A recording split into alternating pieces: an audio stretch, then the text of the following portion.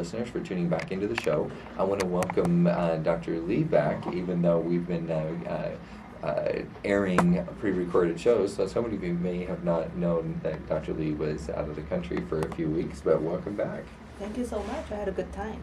I'm sure she did, and if we had time, we would let her share some of those experiences, but we'll talk about most of those off the air, but some of them may be health related, and we'll talk about them today. Very health related, and actually I'd love to share, because great. yes, because they're different sides of the world, so.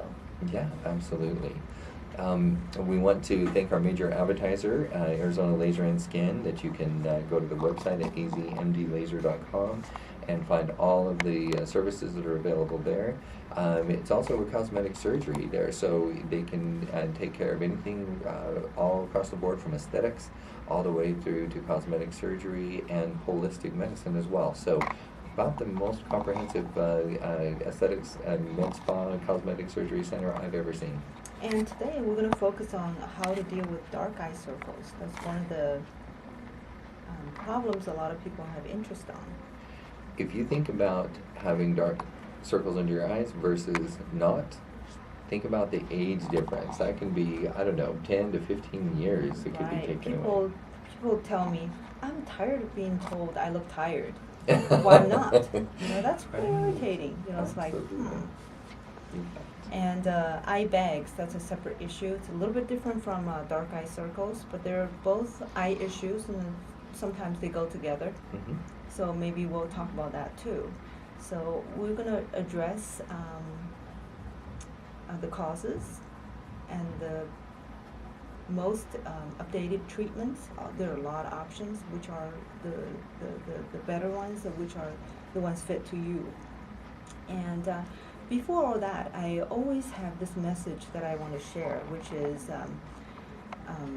almost like the mission of this show, that is health. Basically health is a choice. It's something we choose. It's no one else can choose for you. Very true. Think about it. The healthy lifestyle you're in, or the unhealthy lifestyle you're in, is going to determine your life and longevity and the quality of life and all that. And no one can change that. No one can stop smoking for you. Right. No one can go to bed, sleep early for you. No one can eat healthy for you. And so I actually had a heated discussion or debate with one of my medical school classmates.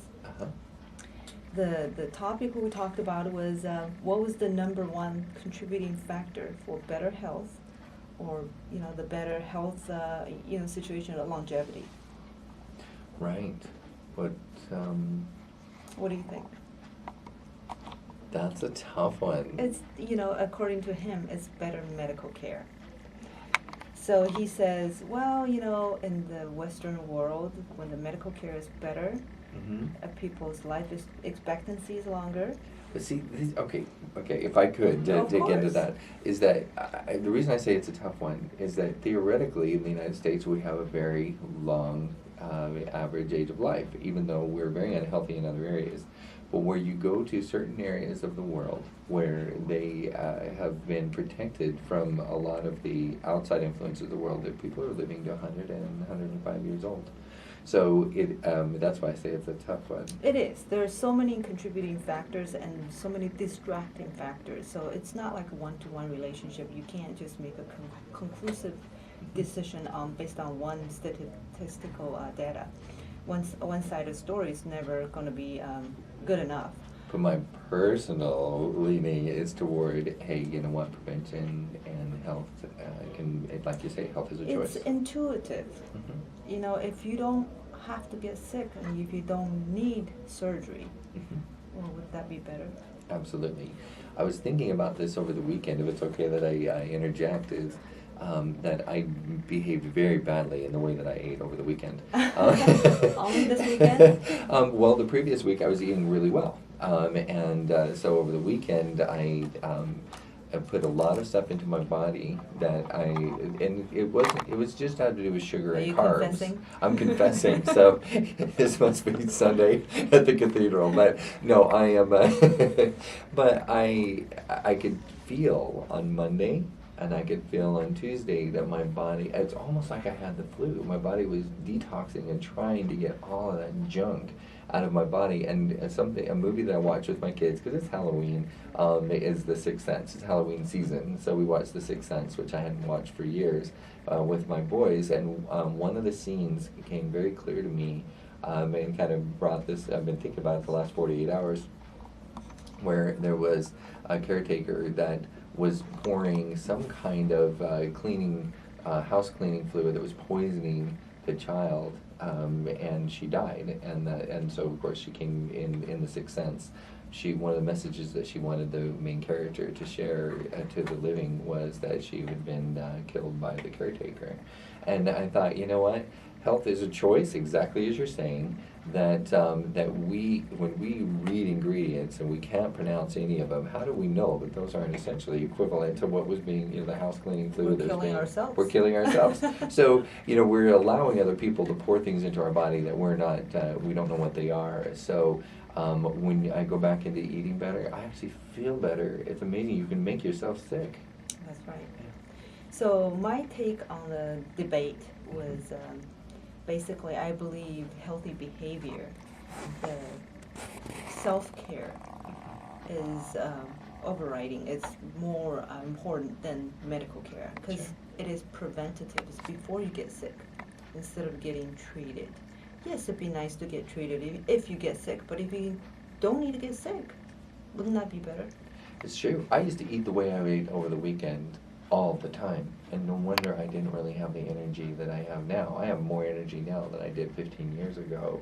Now, I was an energetic person always, but the way I eat makes me feel happy, good, clean, and my energy flows naturally. This is actually related to my friend's story too. He, actually as a surgeon, he had a personal story of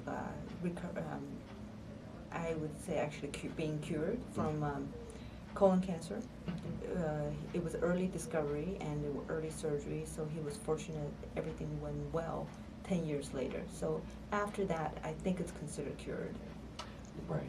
So this is probably partially why he took the position that medical care, better medical care, was life-saving. But if you go deeper than this, I asked him, how long did it take for you to feel you had some problem when you had discovered the cancer? Actually, the story was amazing that he was operating in the operating room and did a appendectomy on a patient, and then he said, well, I have this pain, maybe I should take my appendix out too. He actually had scheduled surgery and to get this done, and his appendix came out clean. Wow. So that's when they started to study and see the rest of the abdomen, and they found the cancer early. And he confessed to me, just like you did, Uh-huh. his lifestyle or eating habits and behavior was not the best. Probably 5 to 8 years prior to that. Got it. So it residually stays with us. So if you think about it, if you had not lived a lifestyle like that, maybe you wouldn't have the cancer. Mm-hmm. If you had done something early on to correct the lifestyle or behavior, maybe the cancer can go away. I was so lucky. I don't know how, as badly as I behaved in the way I ate, I don't know how I didn't get diabetes, cancer, or at least, like, my brother has gout. Because you confessed. Because I confessed. I got it off my chest, if not off my waist. Well, you are only talking about the days that you behave not the best, but you have many days that you do very good work. 90% of the time, There I you do go. just fine. There you go. But and if I have a cheat night, but I normally shouldn't have a cheat weekend, and I had an entire cheat weekend, And and I paid the price for This it. is one thing that we say, it's you know, it's the nature is forgiving. If you only took a little bit toxin, if you only did unhealthy lifestyle a little bit, it's all right. It's true, and we do talk about this in moderation. That Dr. Lee, being the person of wisdom that she is, has always talks about moderation and just living that overall good lifestyle. And I am talking Remember about that statement we made before. Mhm. Anything good, you think that's really really good for your health, you don't need to do that every day. Sure. That actually can be bad for you, like fish oil. Right, as you talked about, too much of that We so it talked can about actually that. have give Yeah, you prostate things are problems. not so good for you, like alcohol. Occasional consumption may not be that bad for you. It could be good for you. I'm getting closer to that with apple cider vinegar. It's kind of like that. You're developing a liking? No, just actually, this is a complete side note, and I know I'm hijacking the show here. I will get right back on track.